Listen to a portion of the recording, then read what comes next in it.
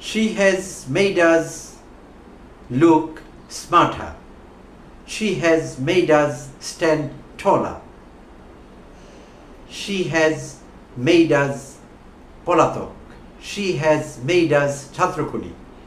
প্রিয় দর্শক, আসসালামু আলাইকুম এবং অনেক অনেক শুভকামনা সবার জন্য। তো যেই সেন্টেন্সগুলো বলছিলাম এগুলো এক সময় বলেছিলেন বাংলাদেশের বিখ্যাত ইংরেজি অধ্যাপক, spoken English expert, British American উচ্চারণ পারদর্শী ওবায়দুল কাদের। আপনাদের অনেকেরই মনে আছে তার সেই বিখ্যাত স্পোকেন ইংলিশের কথা। তিনি হাসিনাকে ইঙ্গিত করে এসব বলছিলেন হাসিনার গুণ কীর্তন করবার জন্য। She has made us look smarter. She has made us look taller. তো ব্রিটিশ ইংলিশে আর বাদ দিয়ে উচ্চারণ করবার চেষ্টা করছিলেন, আর এই বাক্যগুলো তিনি বলেছিলেন তার নেত্রী পলাতক হাসিনার ব্যাপারে। হাসিনার সম্পর্কে তিনি এই কথাগুলো বলেছিলেন। আর ওবায়দুল কাদের গত 2-3 দিন থেকে আবার আলোচনায় এসেছেন বেশ ভালোভাবেই। ভারতের একটি অনলাইন পোর্টালে সাক্ষাৎকার দিয়েছিলেন, দি ওয়াল, সেই পোর্টালটিতে সাক্ষাৎকার দিয়েছিলেন। আর তার সেই সাক্ষাৎকার ছড়িয়ে পড়েছে পত্রিকায়, সোশ্যাল মিডিয়া, সব জায়গায়, আর এটি নিয়ে বেশ চর্চা হচ্ছে সারা দেশে। তো সেইখানে আমরা জানতে পেরেছি যে তিনি হাসিনা পালিয়ে যাওয়ার পর 5 আগস্ট সংসদ ভবন এলাকায় কোনো একটি বাসায় বাথরুমে 5 ঘন্টা আটকে ছিলেন, ওয়াশরুমে, তার ওয়াইফ সহ। সাক্ষাৎকারে তিনি সেটি বলেছেন।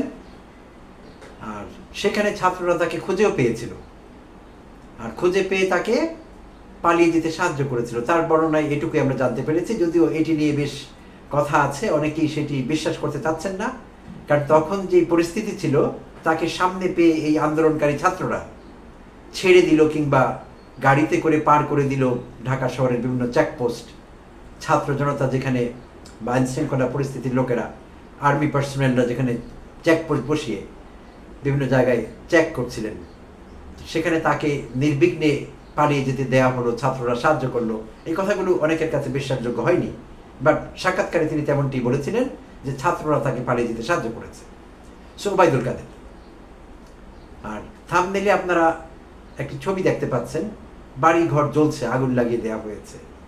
তো প্রিয় দর্শক, এটি কিছুটা অপ্রাসঙ্গিক মনে হতে পারে সাময়িকভাবে আপাত দৃষ্টিতে, বাট প্রসঙ্গ আছে একটি, সেই জন্য থাম্বনেইলে আমি এই আগুনে জ্বলতে থাকা বাড়ির ছবি দিয়েছি। এই ছবিটি আসলে আমাদের দেশের না, শ্রীলঙ্কার।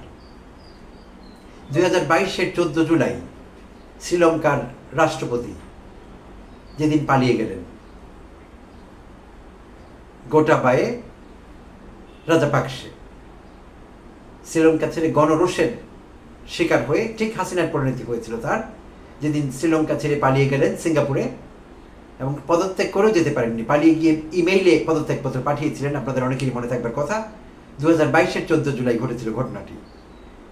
প্রেসিডেন্টের যে প্রাসাদ আছে সেই প্রাসাদ দখল করে নিয়েছিল এলাকা শ্রীলঙ্কার নাগরিকেরা, ছাত্র জনতা, আন্দোলনকারীরা।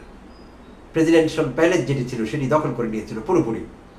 আর হাজার হাজার ছবি ভিডিও ছড়িয়ে পড়েছিল। সেখানে আমরা দেখতে পেয়েছিলাম যে রাজাপাকসে পরিবারের হাই আপসরা, মন্ত্রী, এমপিরা, পদাধিকারীরা কলম্বোর রাস্তা রাস্তায় দৌড়াচ্ছে, আর ছাত্র জনতা, বিক্ষুব্ধ জনতা, আন্দোলনকারীরা তাদের ধাওয়া করছে পেছন থেকে। সেই ধাওয়া খেয়ে সেই রাজাপাকসেদের, সেই অভিজাতদের তথাকথিত, তাদের জামা কাপড় খুলে গিয়েছিল রাস্তায়। কারো হাত টাই খুলে গিয়েছে, কারো কোট খুলে গিয়েছে, কারো আন্ডারওয়্যার খুলে গিয়েছে। এই অবস্থায় কোনো রকমের মান সম্মান নিয়ে তারা পালিয়ে বাঁচবার চেষ্টা করছিলেন, গণরোষের হাত থেকে বাঁচবার জন্য। এই দৃশ্য আমরা দেখেছি 2022-এর 14 জুলাই। তো কেন যেন আমার তখন মনে হচ্ছিল যে আওয়ামী লীগের জন্য বোধহয় এমন একটি পরিণতি অপেক্ষা করছে। কারণ আওয়ামী লীগের পাপের ষোড়কলা পূর্ণ হয়েছিল ততদিনে, এবং আমার ঠিক অনেক দিন ধরে মনে হচ্ছিল, এবং আমার দুঃস্বপ্নের কারণ হয়ে দাঁড়িয়েছিল এটি, যে কখন না আওয়ামী লীগের মন্ত্রী এমপিরা আন্ডারওয়্যার খুলে রেখে ন্যাংটো হয়ে সম্পূর্ণ রাস্তায় দৌড়ায়, পাবলিক তাদেরকে পেছন থেকে তাড়া করে। তো আমি অনেকের সঙ্গে শেয়ারও করেছি, আমার কাছের মানুষদের সঙ্গে, যে আওয়ামী লীগের এরকম পরিণতি হবে।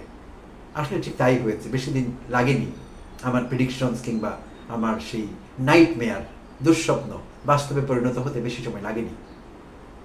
আর রাজাপাকসেদের কথা বলছিলাম, এই বিষয়টি আলোকপাত করি। ওবায়দুল কাদের প্রসঙ্গে আবার ফিরে আসবো। রাজাপাকসেরা বলতে গেলে 1.25 শতাব্দী শাসন করেছেন শ্রীলঙ্কায়, রাজনীতিতে ছিলেন দাপটের সঙ্গে। 1930-এর দিকে বা 1920 দশকের শেষের দিকে, 25, 26, 27 বা 30-এর শুরুর দিকে রাজাপাকসেদের অফিসিয়ালি রাজনীতিতে আগমন। আর তখন ছিলেন টি.এ. রাজাপাকসে। আর তিনি শ্রীলঙ্কার স্বাধীনতা আন্দোলনের কিন্তু একজন নেতৃস্থানীয় ব্যক্তি ছিলেন এবং পরবর্তীতে পার্লামেন্ট মেম্বার নির্বাচিত হয়েছিলেন টি.এ. রাজাপাকসে। আর তার পরবর্তীতে তার ছেলেরা বিভিন্ন সময় শ্রীলঙ্কার ক্ষমতায় ছিলেন। 2005 থেকে 15 টানা 10 বছর শ্রীলঙ্কার প্রেসিডেন্ট ছিলেন মাহিন্দা রাজাপাকসে। পরবর্তীতে তিনি প্রধানমন্ত্রীও ছিলেন 1-2 দফা। তো তার ভাই গোটাবে রাজাপাকসে তিনিও শ্রীলঙ্কার রাষ্ট্রপতি এবং প্রধানমন্ত্রী ছিলেন। তাদের কাজনরা, চাচাতো চাচাতো ভাই, তারপর তাদের নেফিউরা, ভাগ্নে, ভাইস্তে, তারাও শ্রীলঙ্কার ক্ষমতায় ছিলেন বিভিন্ন সময়। অর্থাৎ রাজাপাকসে পরিবার শ্রীলঙ্কার ক্ষমতা একেবারে আষ্টে পৃষ্ঠে ধরে ফেলেছিলেন, ক্ষমতা আঁকড়ে ছিলেন 1.25 শতক বলতে গেলে প্রায়। তো 1.25 শতক পর, 1.25 শতাব্দী পর তাদের পরাজয় হয় 2022 সালে। আর তখন তারা ক্ষমতা ছাড়েন, পালিয়ে যেতে বাধ্য হন। যদিও এখন রাজাপাকসে পরিবারের 2-1 পার্লামেন্টে আছেন, তারা খুব লো প্রোফাইলে আছেন, তারা ওরকম কোনো ক্ষমতা এনজয় করছেন না বা পাওয়ার এক্সারসাইজ করতে পারছেন না আগের মতো। তো আর যে থাম্বনেইলের ছবির কথা বলছিলাম, সেই ছবিটি শ্রীলঙ্কার এমপি মন্ত্রীদের, রাজাপাকসে পরিবারের লোকদের বাড়ির ছবি, তাদের বাসস্থানের ছবি। বিক্ষুব্ধ জনতা তাদের বাড়ি ঘরে আগুন লাগিয়ে দিয়েছিল, সেই বাড়িগুলো আমরা পুড়তে দেখছি ছবিতে। আসলে সব দেশেই যেখানেই স্বৈর শাসন মাথাচাড়া দিয়ে উঠেছিল, যেখানেই গণমানুষের বিরুদ্ধে গিয়েছিল শাসকেরা, যেখানে শাসকেরা নিজেদেরকে অবিসংবাদিত নেতা মনে করেছিল, ভগবান মনে করেছিল, গড মনে করেছিল, সেখানে কিন্তু তাদের এই পরিণতি হয়েছে। সারা পৃথিবীতে বিভিন্ন দেশে সময়ে সময়ে, যুগে যুগে, কালে কালে আমরা কিন্তু এই দৃশ্য দেখেছি। আর উত্তরকালের শাসকেরা এটি মনে রাখবার চেষ্টা করেনি। এটি তাই আমরা ঘন ঘন বলে থাকি যে ইতিহাসের শিক্ষা সম্ভবত এই যে মানুষ ইতিহাস থেকে শিক্ষা নেয় না। আর সেই জন্যে পৃথিবীর বিভিন্ন দেশে স্বৈরশাসন মাথাচাড়া দিয়ে উঠেছে এবং তাদের চূড়ান্ত পরিণতিও হয়েছে। আবার ফিরে আসি আওয়ামী লীগ প্রসঙ্গে, শেখ হাসিনা প্রসঙ্গে। সো এই বিষয়ে বিস্তারিত বলবার প্রয়োজন নেই। শেখ হাসিনা কি করলেন গত 15-16 বছর, কিভাবে আমাদের মাথায় কাঁঠাল ভেঙে খেলেন, কিভাবে আমাদের শ্বাসরুদ্ধকর অবস্থায় রেখে দিলেন, কিভাবে তিনটি ভোট জালিয়াতি, জোট চুরি, ইলেকশন ইঞ্জিনিয়ারিং করে আমাদের ভোটাধিকার কেড়ে নিলেন, দেশের টাকা বিদেশে পাচার করলেন, মেগা প্রজেক্টের নামে মেগা লুটপাট করলেন। এই সব কিছু আপনাদের জানা আছে। আমার নতুন করে এই বিষয়ে ফিরিস্তি দেবার দরকার নেই, আপনাদের ধৈর্যচ্যুতি ঘটবে। তো ধৈর্যচ্যুতি ঘটাতে চাচ্ছি না। তো যেই বিষয়ে আলোচনা, ওবায়দুল কাদের ইস্যু এই মুহূর্তে। তো ওবায়দুল কাদের অত্যন্ত দাপুটে নেতা ছিলেন, আওয়ামী লীগ ভাইয়াব ছিলেন, সাধারণ সম্পাদক ছিলেন আওয়ামী লীগের, পাওয়ার এক্সারসাইজ করেছেন বিভিন্নভাবে সব জায়গায়, কিন্তু শেষ রক্ষা হয়নি। হাসিনাকে তোয়াজ করবার, হাসিনার মুসাইফি করবার, হাসিনার প্রশংসা করবার জন্য এহেন ভাষা নিয়ে ডিকশনারিতে যা তিনি ব্যবহার করেননি সময়ে সময়ে, চাটুকারিতার পরাকাষ্ঠা প্রদর্শন করেছিলেন। শুধু তিনি একা না, বাকি সবাই, সব আওয়ামী হাই আপস এটি করেছে। হাসিনার বন্দনা করেছে, হাসিনার নামে খুতবা পড়েছে তারা, এই মুসাহেবেরা, মেরুদণ্ডহীন চাটুকারেরা, নপুংসকেরা, আর পরিণতি তারা ভোগ করছে। তো সেই সংসদ ভবন থেকে 5 আগস্ট পরবর্তী দিনের শেষ অংশে তিনি যেরকমটি বলেছেন যে তিনি ওই জায়গা ত্যাগ করতে পেরেছিলেন, পালিয়ে গিয়ে পরবর্তীতে আত্মীয় স্বজনের বাসায় ছিলেন, 3 মাস দেশে থেকে 3 মাস পর পালিয়ে গিয়েছিলেন, এই কথাই তিনি বলেছেন। তো এখন এই যে পরিণতি, এই পরিণতি কিন্তু এখন যারা ক্ষমতায় আসছি যাচ্ছি আসবো করছে, তাদের জন্য কিন্তু এই পরিণতি অপেক্ষা করছে। এখন হয়তো কেউ বলতে পারেন তাদের জন্য কেন এই পরিণতি অপেক্ষা করবে, তারা তো ক্ষমতায় যায়নি, গেলে পরে আমরা দেখবো তারা কেমন শাসন করেন। এমনও তো হতে পারে তারা খুব ভালো শাসন করবেন। হ্যাঁ, এরকম চিন্তা একটি সরল চিন্তা আমরা করতেই পারি, কিন্তু লক্ষণ কিন্তু তা বলছে না। এখন যা দেখছি আমরা, ক্ষমতায় যাবার আগে যে খাওয়া দাওয়া শুরু হয়েছে, যে স্টাইলে শক্তি প্রয়োগ, ভীতি প্রদর্শন, দখলদারিত্ব যা শুরু হয়েছে, তাতে ভবিষ্যতে কি হবে খুব মুশকিল হয়ে যাচ্ছে বলা। এবং আমি আবার দুঃস্বপ্ন দেখা শুরু করেছি, এবং কেন যেন আমার দুঃস্বপ্নগুলো ফলে যায়। শুধু এটিই না, আমি এই তো বলছিলাম আওয়ামী লীগের কথা, যে রাজাপাকসেদের পরিণতি তাদের বরণ করতে হয় কিনা। আমি আরও অনেক বিষয়ে দুঃস্বপ্ন দেখেছি, কিভাবে যেন আমার দুঃস্বপ্নগুলো ফলে গিয়েছে পরবর্তীতে। তো কেউ আবার মনে করবেন না যে আমি একজন ভবিষ্যৎ বক্তা, না, আমার কোনো অলৌকিক ক্ষমতাও নেই, আমি খুবই সাধারণ মানুষ, একেবারে আমজনতার অংশ। সো তাই আমার কোনো অলৌকিক ক্ষমতা থাকবার কারণ নেই। বাট এটা কাকতালীয় ব্যাপার হতে পারে, কাকতালীয়ভাবে আমার অনেক দুঃস্বপ্ন ফলে গিয়েছে। তো আমি এখনও দুঃস্বপ্ন দেখছি, আগামী দিনে যারা বাংলাদেশের ক্ষমতায় আসার প্রত্যাশা রাখছেন তাদের কি পরিণতি হবে আমি কেন যেন আগেই দেখতে পাচ্ছি। কারণ তারা হাসিনার থেকে শিক্ষা নেননি, ইতিহাস থেকে তারা শিক্ষা নেননি। কারণ ওই যে আমরা জেনে গিয়েছি সে আপ্তবাক্যটি, ইতিহাসের শিক্ষা এই যে ইতিহাস থেকে কেউ শিক্ষা নেয় না। তো সেই আশঙ্কাটা আমার মধ্যে আছে, সেই ভয়টা আমার মধ্যে আছে। তো আমার কেন যেন মনে হচ্ছে এইসব পরিণতি তাদের জন্য অপেক্ষা করছে, আগামী দিনের শাসকদের জন্য এইসব পরিণতি অপেক্ষা করছে। কিন্তু তারা যদি একটু রিফ্লেক্ট করেন পেছনে কি হয়েছে, কেন হয়েছে, এবং তারা নিজেরাই ছিলেন মৃতপ্রায়, ক্ষমতার কোথাও তারা ছিলেন না, তাদের জীবন বাঁচবার মতো অবস্থায় তারা ছিলেন না, মৃতপ্রায় ছিলেন, দলটিও মৃতপ্রায় হয়ে গিয়েছিল। তো এখন তারা যে অবস্থায় আছেন, কেন আছেন এরকম এরকম তো থাকবার কথা ছিল না। তারা দুঃস্বপ্ন এটা দেখেননি যে তারা আবার স্বাভাবিক হবেন, তাদের দল মিছিল করবে, তাদের দল সরকারকে হুমকি দেবে, তাদের দল ক্ষমতায় আসবার প্রত্যাশা রাখবে, এটি তাদের স্বপ্নেও ছিল না, বাট হয়ে গিয়েছে।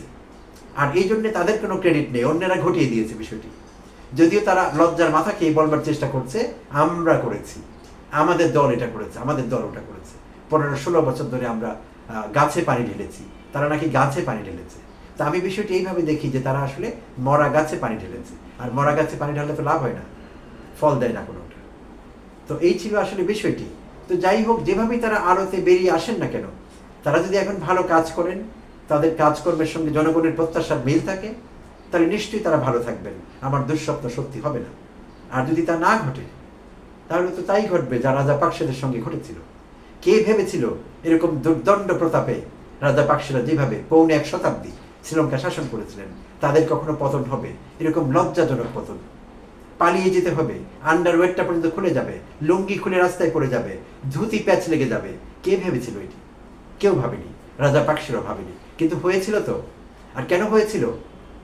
এটি কোনো এমনি এমনি হয়ে যায়নি, তাদের অপকর্মের ফলস্বরূপ হয়েছিল। তারা উচ্চ মাত্রায় দুর্নীতিতে লিপ্ত হয়েছিলেন, তারা হাসিনার মতো মেগা প্রজেক্ট করেছিলেন। কলম্বোর রাস্তাঘাট যদি আপনারা দেখেন কখনো, আজকাল ডিজিটালি দেখবার সুযোগ আছে, গিয়ে দেখতে হবে না, আমিও যাইনি আসলে। আমি দক্ষিণ এশিয়ার ভ্রমণ করেছি, কয়েকটি দেশে, দক্ষিণ পূর্ব এশিয়ায় ভ্রমণ করেছি, বাট আমার শ্রীলঙ্কা যাওয়া হয়নি। ভবিষ্যতে কোনোদিন যাওয়ার আশা রাখি। তো ডিজিটালিও আজকাল চাইলে আমরা দেখতে পারি, গুগল সাহায্য করতে পারে এই ব্যাপারে আমাদের। শ্রীলঙ্কার রাস্তাঘাট কলম্বোর বিশেষভাবে খুবই চকচকে, অ্যাডভান্স কান্ট্রির মতো মনে হবে। সেখানে কি নেই? ফ্লাইওভার আছে, এলিভেটেড এক্সপ্রেসওয়েজ আছে, আর সব কিছু আছে ওখানে। আর এই সব কিছু এই রাজাপাকসেরা করেছিলেন উচ্চ সুদে ঋণ দিয়ে, অর্থাৎ জনগণকে পথে বসিয়ে। আর 2022-এ তারা যে সিচুয়েশনে পালিয়ে গেলেন, তখন দুর্ভিক্ষ অবস্থা চলছিল শ্রীলঙ্কায়, খাদ্যাভাব, জ্বালানির অভাব, ঔষধের অভাব, মানুষ ঔষধ পাচ্ছিলেন না, এমন দুর্দশা চলছিল শ্রীলঙ্কার মানুষের, রাজধানীর মানুষের বেশিরভাবে। তো আর এর মূল্য রাজাপাকসেরা দিয়েছে, চরম মূল্য দিয়েছে। তো হাসিনারাও এই মূল্য দিয়েছে, শেখ মুজিবের পরিবারও এই মূল্য দিয়েছে। শেখ মুজিবের পরিবারটিও বাংলাদেশে উল্লেখ করবার মতো একটি পরিবার ছিল এক সময়, রাজনৈতিক গুরুত্ব তাদের অন্যরকম ছিল, বাট একই ভাগ্য তারা বরণ করেছে রাজাপাকসেদের মতো। মানুষ এখন তাদের মিউরালে, তাদের মূর্তিতে, তাদের ছবিতে থুতু ফেলে, প্রস্তাব করে। কেন? যাদেরকে একশো মানুষ মাথায় করে রাখত, তাদেরই কারণে তারা নিজেরাই এই পরিস্থিতি তৈরি করেছিল, আর তারা নিজের সৃষ্টি করা পরিস্থিতির শিকার হয়েছে। আগামী দিনের শাসকদের জন্য বলছি, তারাও যদি এটি খেয়াল রাখে যে আমরা যদি অন্যায়ভাবে ক্ষমতা এক্সারসাইজ করবার চেষ্টা করি, গণতন্ত্রকে কুক্ষিগত করবার চেষ্টা করি, জনগণকে ধোঁকা দেবার চেষ্টা করি, আমরা যদি আচরণে হিপোক্রিটিক্যাল হয়ে উঠি, তাহলে আমাদের পরিণতি এরকমই হবে। কেউ বাঁচাতে পারবে না। আজ পর্যন্ত কোনো স্বৈর শাসককে কেউ বাঁচাতে পারেনি। সাদ্দামকে কেউ বাঁচাতে পারেনি, গাদ্দাফিকে কেউ বাঁচাতে পারেনি, ফিলিপিন্সের মার্কোসকে কেউ বাঁচাতে পারেনি। আসলে বাঁচানো যায় না, তাদের পরিণতি এরকমই হয়, আগে আর পরে, সুনার লেটার। এটি হতেই হবে। সো প্রিয় দর্শক, এইটুকুই ছিল শেয়ার করবার এই ভিডিওতে। ধন্যবাদ।